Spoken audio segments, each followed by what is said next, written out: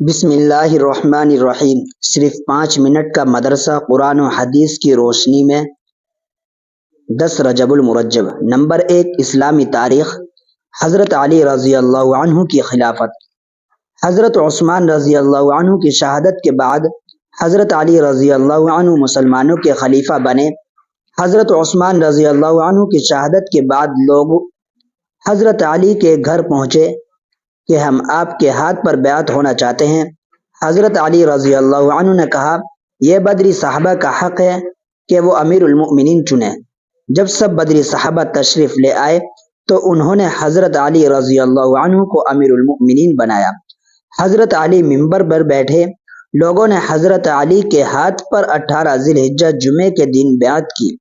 حضرت علی کے زمانے خلافت میں منافقین کی سازش مسلمان 2 گروہ میں تقسیم ہو گئے تھے، جس کی وجہ سے مسلمانوں کو کافی نقصان اٹھانا پڑا۔ مسلمانوں کے آپسی اختلاف کے باوجود اسلام کے حدود میں نئے ممالک آ رہے تھے اور مسلمان اسلام کی دعوت دینے اور دین کو پھیلانے میں منہمک تھے۔ بے شمار لوگ اس دین کی سچائی اور حقانیت کو دیکھ کر اسلام میں داخل ہو رہے تھے۔ نمبر 2، حضور صلی اللہ علیہ وسلم کا معجزہ۔ محمد بن حاتب رضی اللہ عنہ کا شفایاب ہونا۔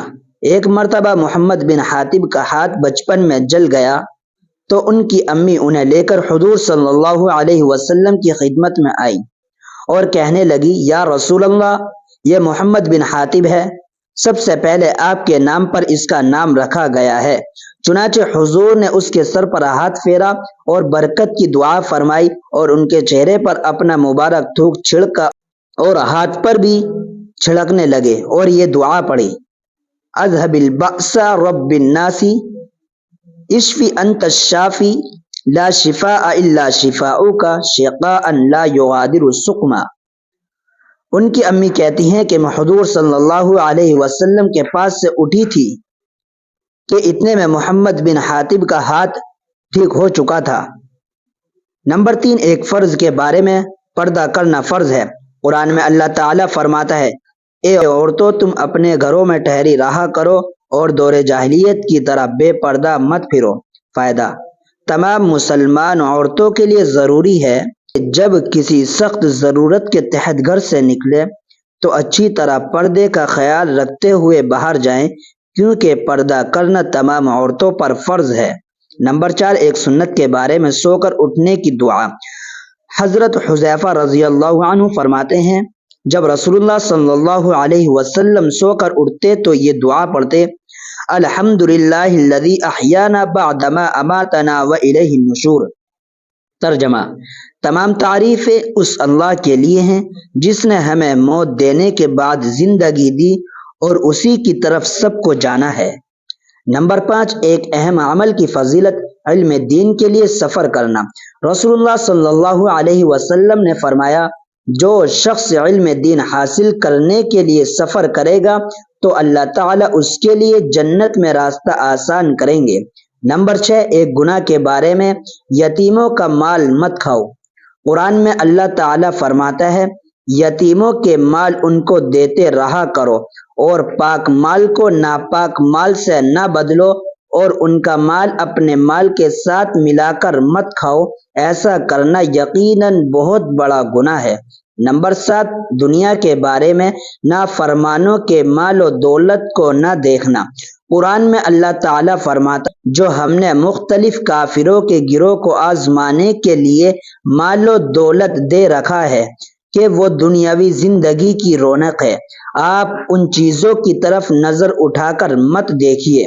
فائدہ، نافرمانوں کو جو مال و دولت ملتی ہے ان کو تعجب اور للچائی ہوئی نگاہ سے نہیں دیکھنا چاہیے، کیونکہ وہ ان کے لیے آزمائش کا ذریعہ ہے۔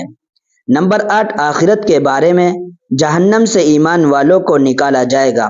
رسول اللہ صلی اللہ علیہ وسلم نے فرمایا، جب ایمان والوں کے بارے میں جہنم سے چھٹکارے کا فیصلہ ہوگا تو انہیں پل صراط سے گزارا جائے گا جو جہنم اور جنت کے درمیان ہوگا، تو اس پر ان کے درمیان جو کچھ آپس میں ایک دوسرے پر ظلم و ستم ہوئے ہوں گے، ان کا ایک دوسرے سے بدلہ دلوا کر پاک کر دیا جائے گا، پھر انہیں جنت میں داخلے کی اجازت ہوگی۔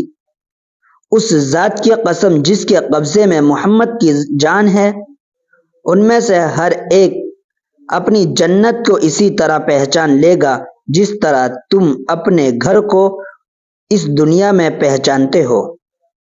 نمبر 9، طب نبی سے علاج، عرق النساء کا علاج۔ حضرت انس بن مالک رضی اللہ عنہ فرماتے ہیں کہ میں نے رسول اللہ صلی اللہ علیہ وسلم کو فرماتے ہوئے سنا کہ عرق النساء کا علاج عربی بکری دمبے کی چکتی ہے جسے پگھلایا جائے، پھر اس کے 3 حصے کیے جائیں اور روزانہ ایک حصہ نہر منہ پیا جائے۔ فائدہ: دمبے کی دم پر گول ابری ہوئی چربی کے حصے کو چکتی کہتے ہیں۔ نمبر 10، نبی صلی اللہ علیہ وسلم کی نصیحت۔ رسول اللہ صلی اللہ علیہ وسلم نے فرمایا، جس کا کوئی بچہ پیدا ہو تو اس کا اچھا نام رکھیں اور اس کی اچھی تربیت کریں، پھر جب وہ بالغ ہو جائے تو اس کا نکاح کریں۔ اگر بالغ ہونے کے بعد بھی اس کا نکاح نہیں کیا اور وہ گناہ میں مبتلا ہو گیا تو اس کا گناہ اس کے باپ پر ہوگا۔ السلام علیکم ورحمۃ اللہ وبرکاتہ۔ امید کرتا ہوں ہمارے یوٹیوب چینل کے سبھی ممبر خیر و عافیت سے ہوں گے، اور نئے آنے والوں کو خوش آمدید ہمارے یوٹیوب چینل پر۔ سبھی بھائی زیادہ سے زیادہ ہماری ویڈیو کو شیئر کریں اور چینل کو سبسکرائب کریں، اور ویڈیو کو زیادہ سے زیادہ آپ لوگ دیکھیں۔ آپ لوگ